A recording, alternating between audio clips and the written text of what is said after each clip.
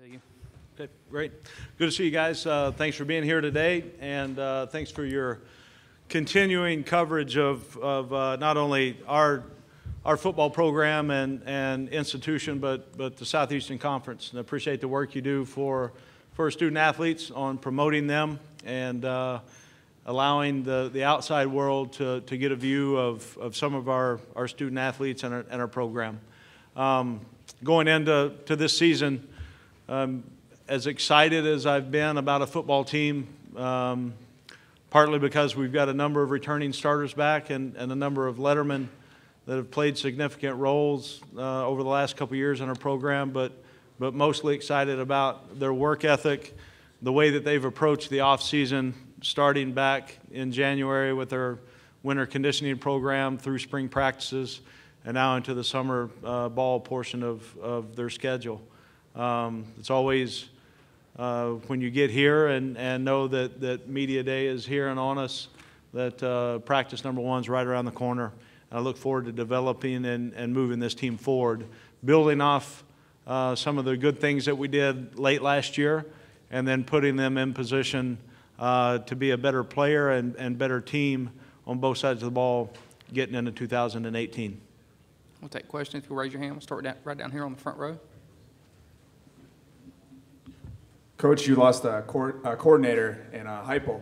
He's going down to Orlando, UCF. What can fans in Orlando expect from him as a person, and then what makes him special as a coach?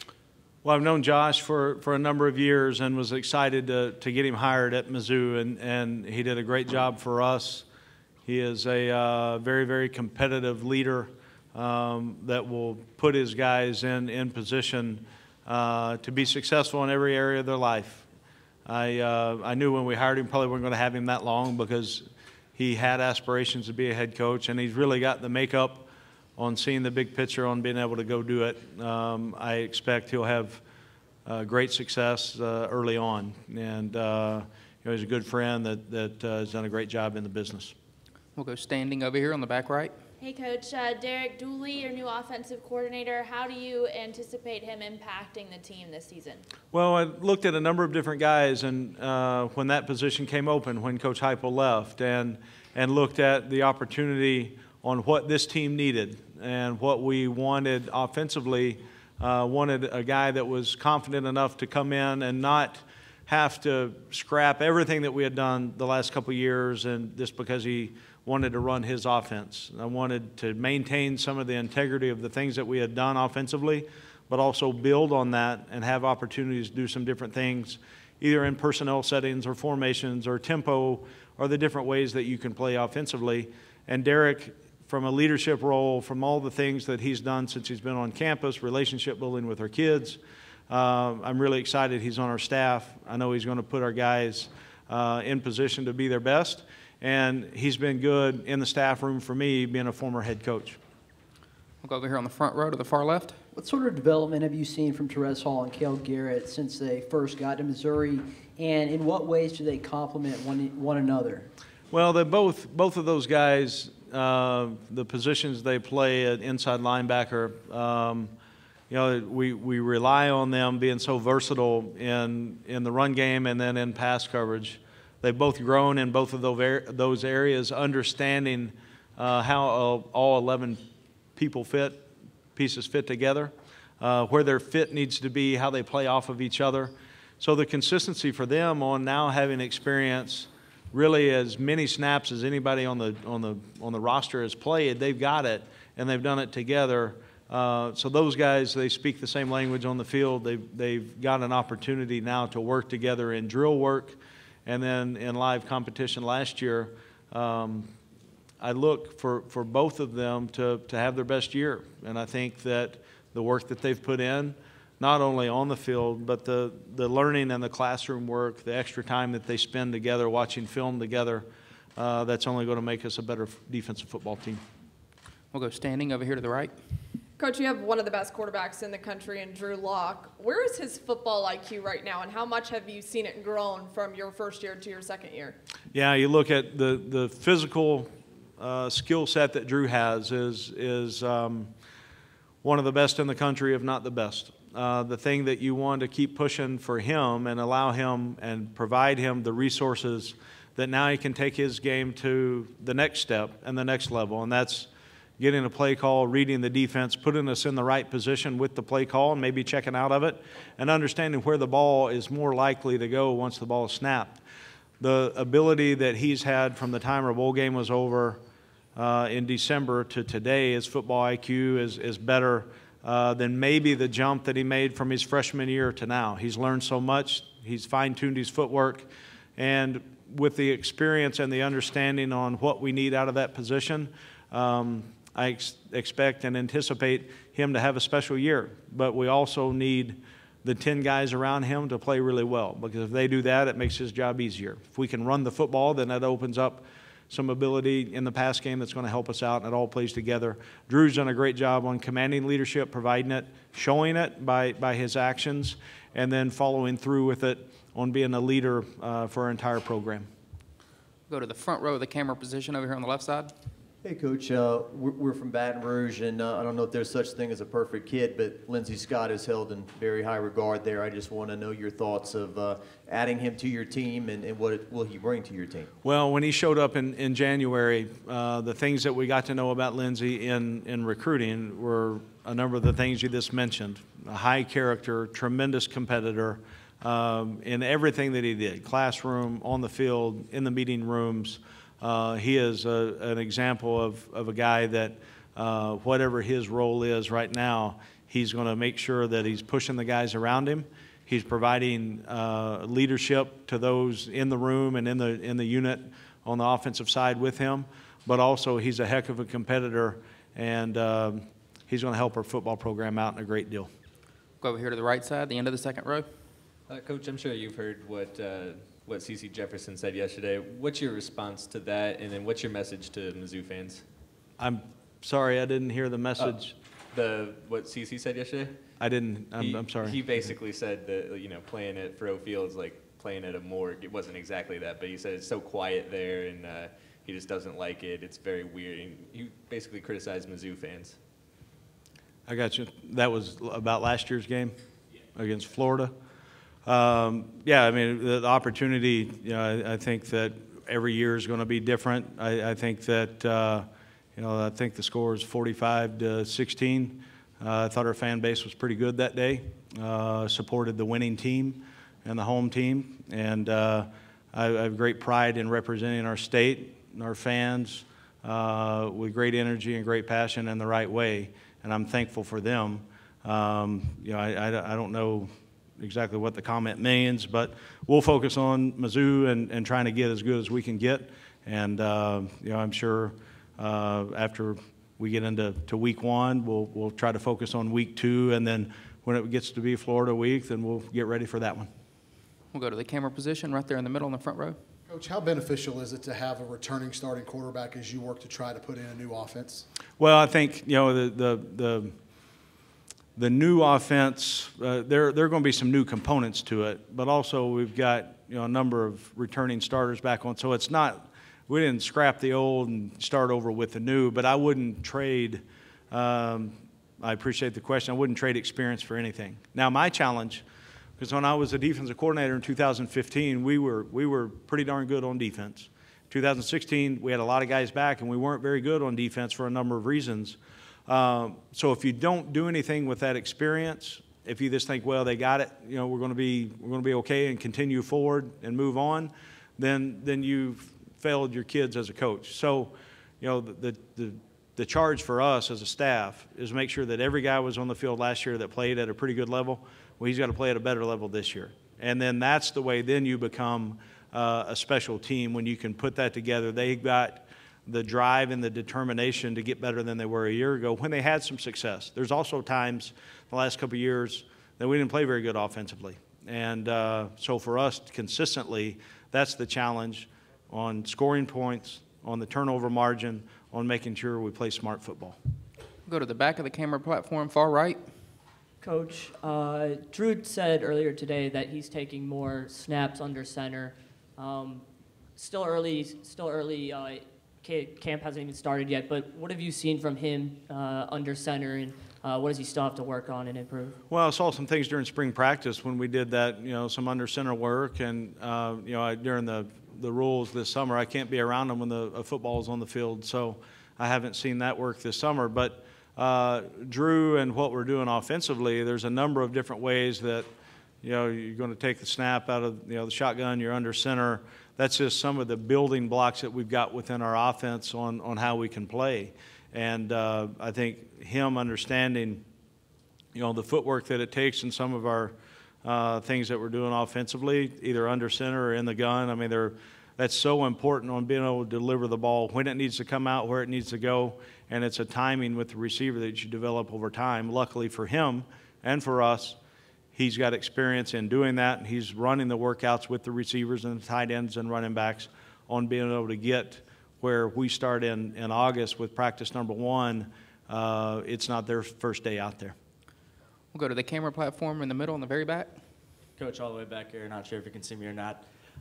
Just how important was it 4 years ago to sign Drew Lock, #1 player in Missouri, as well as the #1 player in Illinois, and Terry Beckner Jr. for the program? Well, you look at, and I'm going to date myself at Mizzou a few years, but you look at when we rose to #1 in the country in 2007, 10 of our 11 starters on offense were from the state of Missouri. So there's players there. You got to find the right fit for your program. We got to do a great job recruiting St. Louis, Kansas City, rural Missouri, making sure we got the guys that want to be at Mizzou, that we can get them there, and then train them and develop them and move forward with Missouri kids, with kids from Texas, wherever they're from. But that year specifically, being able to sign Drew and Terry, that was a big statement for our program. We're getting close to getting back to that. We'll go to the camera platform in the back far right. Coach, me again. How much of a part of the conversation was Drew Lock in hiring Derek Dooley? Because it can be easy, I think, when you put up big numbers like him, to maybe get a little selfish and say, well, it's not my fault, or I don't want to change something that dramatically going into his senior year. So how much of a part of the conversation was he, and how easy was it for him to buy in? Well, I included Drew on some conversations because he was at the same time going through a discussion with myself and his parents of whether or not he was going to come back for his senior year or go to the NFL. So I thought it was important to keep him involved with some of my thoughts on working through this together. And I thought when we got some things narrowed down, I wanted, and he talked to a few guys, but I think, the opportunity that he and Derek had on the phone to visit for a while, that helped both sides of the conversation.